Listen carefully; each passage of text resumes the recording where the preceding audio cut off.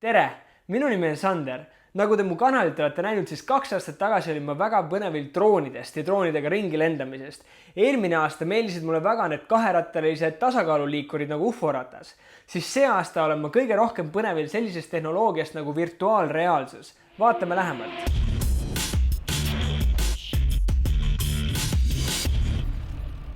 Ma olen kokku pannud 3-osalise miniseriaali kõik asjad, mida sa peaksid teadma virtuaalreaalsusest.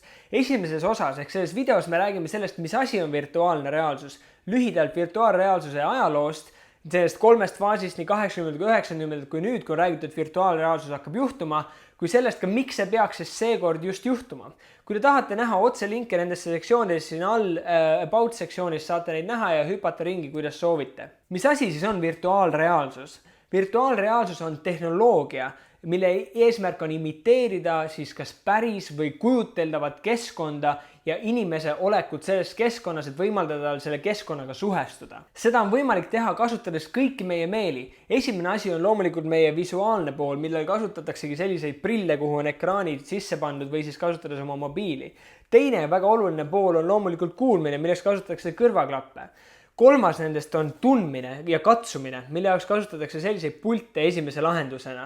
Ja 4. on ka lõhna tundmine, aga lõhna tundmiseks väga palju häid võimalusi täna saadaval veel ei ole. Virtuaalreaalsuse puhul ei ole taaskord tegemist mitte mingisuguse uue tehnoloogiaga. Sellest esimesed märkmed lähevad tagasi 1935. aastasse, kui ulmeajakirjanik Stanley Weinbaum mainis oma Pygmalion Spectacles teoses võimalust oma meeli kasutades liikuda täiesti uude keskkonda, kus sa tegelikult reaalsuses ei eksisteeri.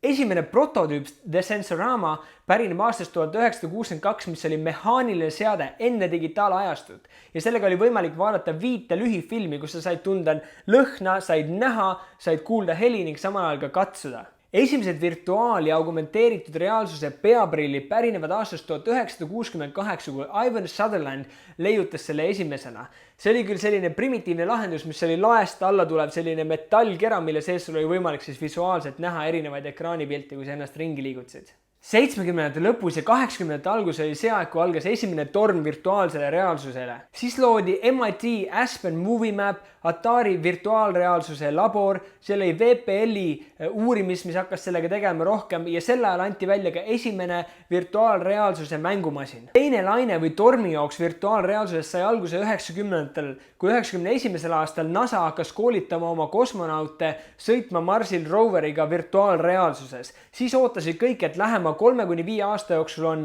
virtuaalreaalsus iga inimese kodus. Kas see tundub jälle tuttav jutt? Just, sel aastal andis Apple ka välja Apple QuickTime virtuaalreaalsuse playeri, kus sa said tegelikult neid objektidega simuleerida ja nendega ringi mängida. Sel samal aastal andis ka Nintendo välja oma mänguseadme Virtual Boy, mis tegelikult väga kaugele kahjuks ei jõudnud. 1999. aastal Philip Rosenthal pani kokku sellise grupi nagu Linden Labs, mille eesmärk oli teha neid riistvaraline, tarkvarane lahendus, et tuua kõikide inimeste kodudesse virtuaalreaalsuslahendus.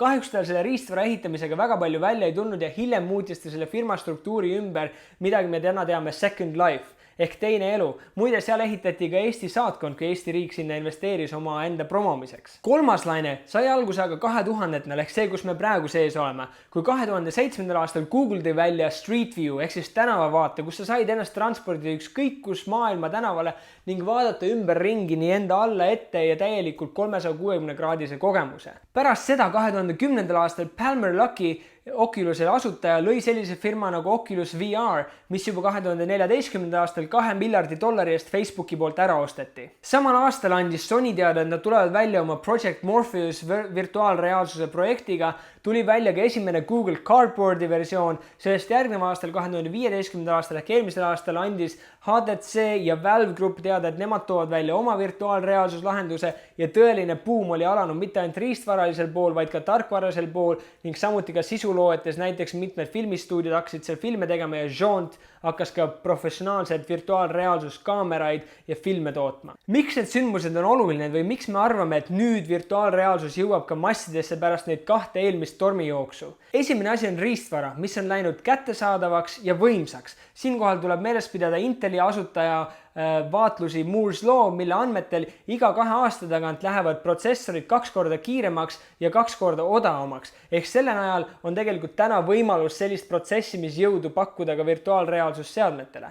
Teine asi, mis on väga oluline, on sisu loomine nendele platvormidele, ehk tänasel hetkel on kättesaadavad kõigile 360-kraadised kaamerad nii Samsungi poolt, LG poolt kui ka Ricoh firma poolt, milles on alla 300 euro maksvad ning igalühel on võimalik hakata tegema 360-kraadiseid pilte, mis on ka esimene versioon, mida virtuaalreaalsusel siis taas ellu tuua. Kolmas oluline pool on ka distributsioon. Tänasel hetkel juba Facebook toetab 360-kraadiseid videosi ja pilte oma uudistevoos, sama on olemas ka YouTube'i poolt ja need platvorm tulemas veel ja veel juurde.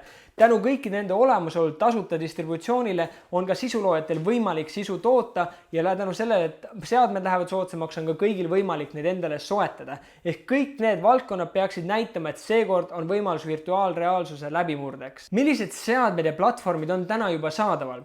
Esimene asi neist kindlasti on Google Cardboard, mis tuli välja 2014. aastal selle esimese versiooniga ja 2015. aastal oma teise versiooniga, mis on lihtne papist karp, kuhu on võimalik oma telefon sisse panna ja siin virtuaalreaalsust nautida, kasutades telefoni jõudu, ekraani ja sensoreid. Teine, mis tuli välja ka eelmisel aastal viimse prototüübina, on Samsungi Gear VR, mis on koostöös tehtud Oculusega, kus pakub Oculus tarkvara ja Samsung pakub oma riistvara. Ja seda on võimalik kasutada ainult Samsungi telefonidega, aga kindlasti juba suur samm edasi võrreldes Cardboardiga. Lisaks sellele on täna juba saadaval ka HTC ja Valve poolt koostöös loodud HTC Vive headset, mis on juba professionaalne ja palju parema trackinguga. Ja lisaks sellele on olemas ka Facebooki nüüd täna Oculus'e poolt loodud Rift, mis on ka kättesaadav kõigile. Ja neid uusi seadmeid on tulemas veel ja veel. On tulemas Sony poolt selle aasta lõpus uus versioon välja. Android ja Google on väga aktiivselt investeerimas. Neil on välja tulemas Daydream uue Androidi operatsioonisüsteemiga, mis uued telefonid ja uued peamoodulid hakkavad toetama. Lisaks sellele on välja tulemas, mis on mulle väga põnevad järgmine samm virtuaalreaalsusest, on ka Microsofti HoloLens, mis on võimalik siis augmenteeritud reaalsusel panna uus kiht objektile, mis sinu ümber on.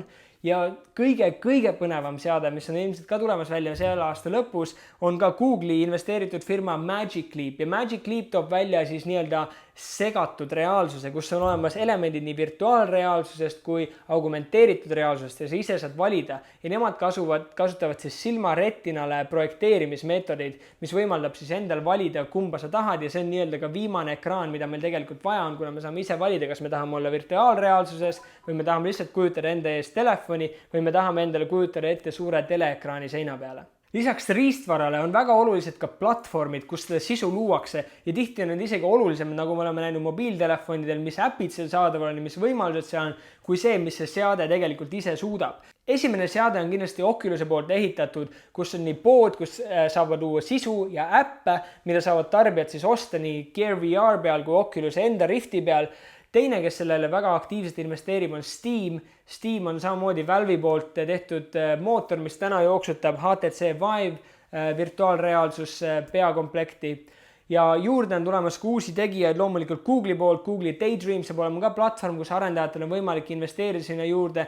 Facebook väga aktiivselt tahab tuua ka sotsiaalmeedia võimalusi virtuaalreaalsusesse ja samal ajal ka YouTube Google'i poolt on väga aktiivselt investeerib virtuaalreaalsusse, kus juba täna saad ühe nupu vajutusega konverteerida iga 360-kraadise video oma Cardboardis või siis Gear VR'is kasutatavaks videoks. Suured tänud vaatamas seda esimest osa miniseriaalist Kõik, mida sa pead teadma virtuaalreaalsusest. Palun hääleta siin, vajutades sellele i-tähele, kas sina arvad, et seekord virtuaalreaalsus jõuab massidesse või mitte. Ja näeme juba järgmises osas. Tänud veel kord!